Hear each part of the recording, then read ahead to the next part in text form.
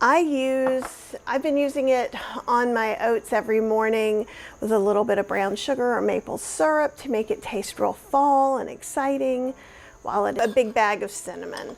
So I poured some out in here. I'm going to start with a base of a 1/4 cup cinnamon. And then I'm going to put it in the spice grinder. Even though it's ground, that will help it really incorporate the best. So you could put it in a blender of any kind. I'm just using a spice grinder because that's what I like to do. Pumpkin spice is everywhere, in your latte, your cereal, your candles, even your cough drops. But here's the truth. There's no pumpkin and barely any spice. That cozy fall flavor is a lab-engineered illusion made to taste like nostalgia. So what's really in pumpkin spice? Let's peel back the label. It's fall. You can feel it in the air. Leaves crunch under your feet, sweaters reappear, and suddenly pumpkin spice is everywhere. Pumpkin spice lattes, pumpkin spice cereal, pumpkin spice donuts, yogurt, almond milk, lip balm, dog treats. It's not a flavor anymore. It's a cultural movement. But here's the question almost no one asks. What's actually in it? Because the warm, cinnamony flavor we all associate with fall isn't what you think it is.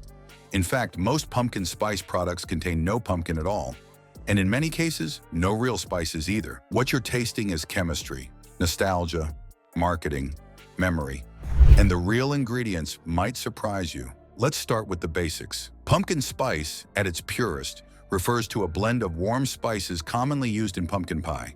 Cinnamon, nutmeg, ginger, cloves, and allspice. That's it. No actual pumpkin, just the spices that go with pumpkin. And originally, that's all it was. A seasonal baking blend used in homemade pies. For decades, it was a quiet background character in American kitchens. Then came 2003.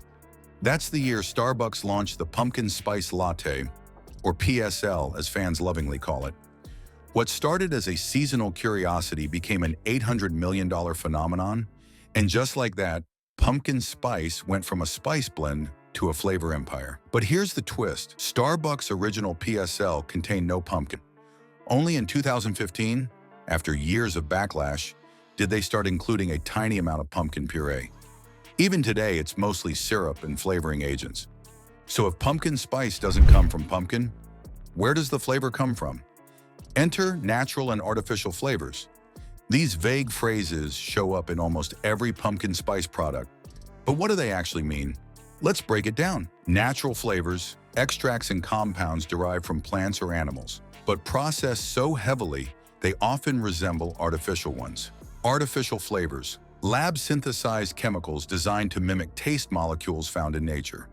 So in a pumpkin spice product, that cinnamon note might not come from cinnamon sticks. It might come from cinnamaldehyde, a compound also used in flavoring gum and cleaning products. That hint of nutmeg, often recreated with isoeugenol, a synthetic derived from clove oil, and the warm, sweet, pie-like base flavor, frequently created with vanillin, a cheaper version of vanilla, maltol, used in cotton candy, and lactones to mimic creamy textures. It's flavor engineering at its finest. Not spice, not pumpkin, but impressions of both. Even worse, many pumpkin spice products that seem wholesome, granola bars, protein shakes, oatmeal, don't just rely on artificial flavors. They rely on sweeteners, thickeners, and stabilizers to round out the experience. You might find high fructose corn syrup, propylene glycol used to suspend flavors, carrageenan for texture, artificial coloring to enhance that golden hue. In some lattes and baked goods, the spice mix itself is less than 2% of the total flavor. The rest is sugar, oil, and flavor agents your grandmother wouldn't recognize. You're not tasting pumpkin spice. You're tasting the idea of pumpkin spice, carefully engineered to hit your emotional buttons. Because that's what this is really about, emotion. Pumpkin spice works because it tastes like memory. Marketers know it. Flavor scientists know it.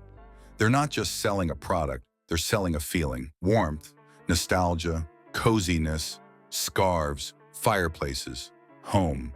Every time you sip that latte or bite that muffin, your brain lights up, not just from taste, but from association. You've been trained to feel safe, comforted, festive. And so every year, like clockwork, you crave it, even if it's artificial. even if it has no pumpkin. Even if it's mostly sugar and scent, the brain doesn't care, it just wants the vibe.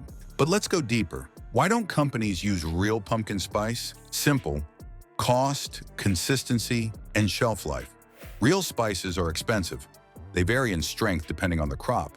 They oxidize over time. They make production harder to control. But synthetic compounds, they're cheap, stable, repeatable. A vat of pumpkin spice syrup can sit in a warehouse for months without changing flavor. A pre-mixed spice chemical can flavor 100,000 donuts exactly the same way. No risk, no variation. And because US regulations allow companies to use catch-all labels like natural flavors, they don't have to tell you what's actually in there.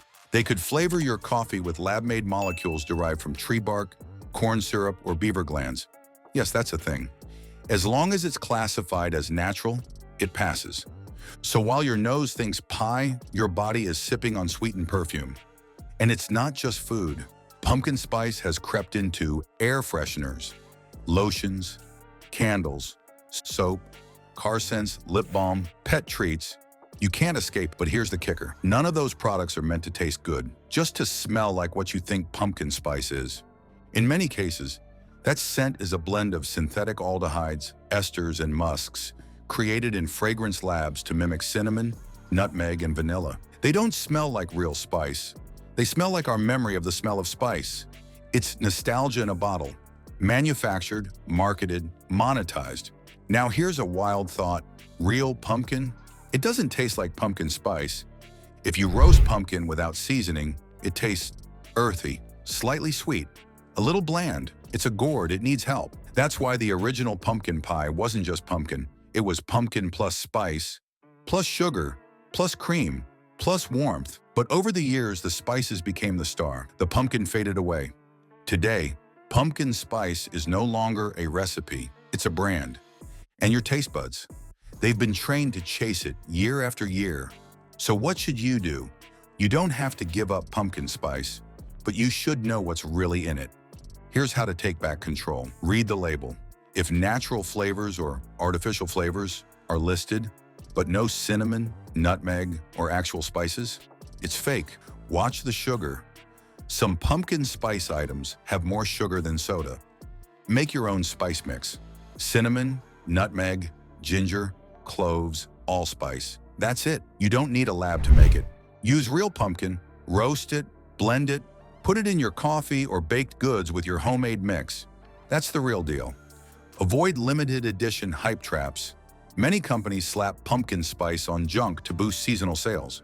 Don't fall for it, because pumpkin spice doesn't have to be fake. It doesn't have to be engineered in a lab. It doesn't have to be a sugar bomb. It doesn't have to trick your brain. It can be warm, comforting, and real if you take back the flavor.